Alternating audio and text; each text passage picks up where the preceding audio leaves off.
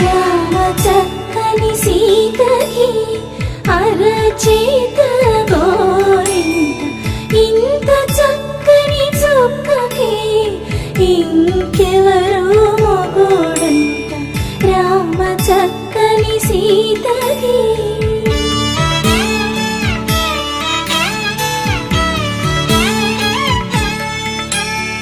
పుడతవి పునవేలు విడిచిన పుడమియల్లుడు రాముడే ఎడమ చేతను శివుని విల్లును ఎత్తిన